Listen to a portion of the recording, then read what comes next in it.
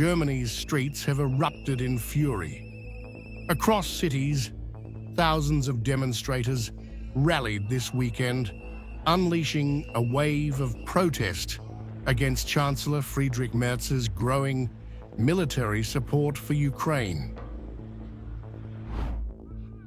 From Munich to Hannover, protesters carried national flags and symbolic coffins, accusing Merz of warmongering and dragging Germany into a dangerous conflict.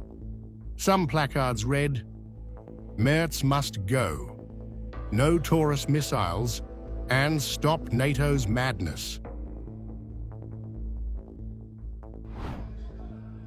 In Munich city centre, hundreds marched in defiance, condemning Berlin's plan to send long-range Taurus missiles to Kyiv and warning against deploying German troops near Russia's doorstep. I find the Taurus missile system to be very dangerous, starting from its basic concept.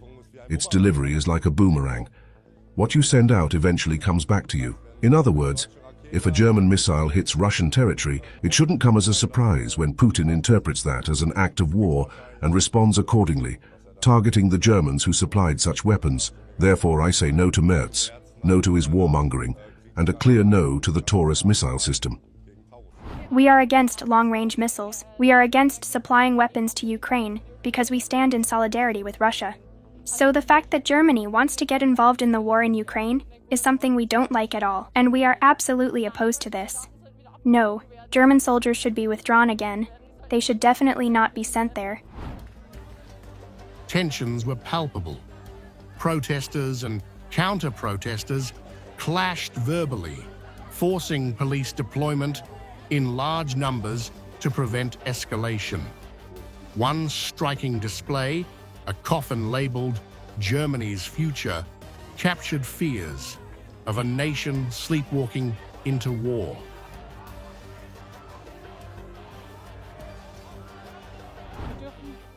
We must not attack Russia. You should have understood that after trying it twice in our history. Merz is the worst thing that could have happened to us. It is from BlackRock, and it is controlled by BlackRock. The anger didn't stop at foreign policy. Protesters lashed out at Merz's asylum policies, claiming the system is overwhelmed and national security is being compromised. One activist even called him a traitor to the fatherland. I think that Friedrich Merz is not just a professional liar, as they say every time, but a criminal and a traitor to the fatherland. The man must go. He must be replaced immediately. This isn't a one-off flare-up. The protests come days after Merz stood shoulder to shoulder with Ukrainian President Volodymyr Zelensky in Berlin, announcing a game-changing weapons deal that shattered previous red lines.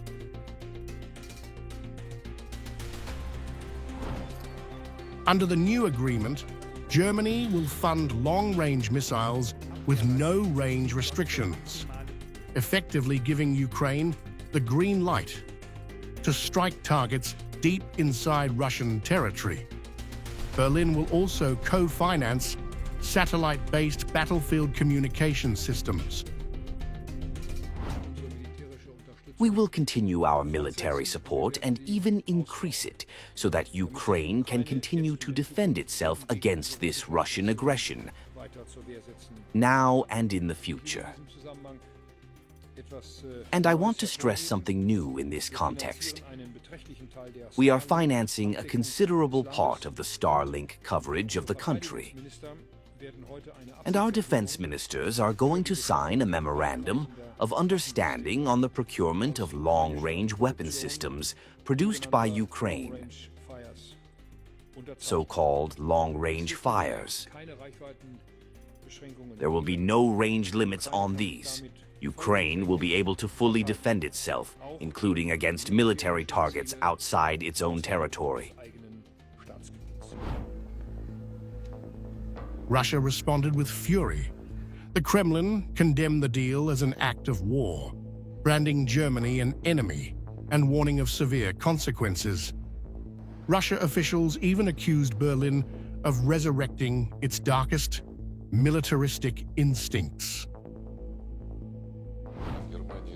Germany is sliding down the same slope it has already slid down a couple of times in the last century, down towards its collapse.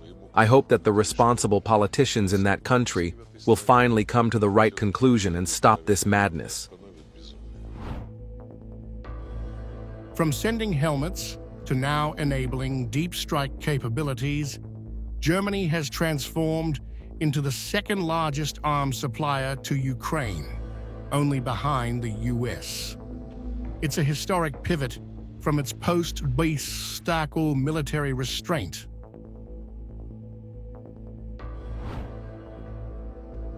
But at home, that shift is triggering a deepening political and social fracture. Citizens are protesting not just the war, but what they call the hollowing out of social programs to bankroll defense budgets. Even within Merz's own CDU party, the cracks are visible, signaling elite discomfort with his aggressive pivot. With protests swelling and opposition hardening, Merz's war gamble risks backfiring at home in Europe and on the global stage.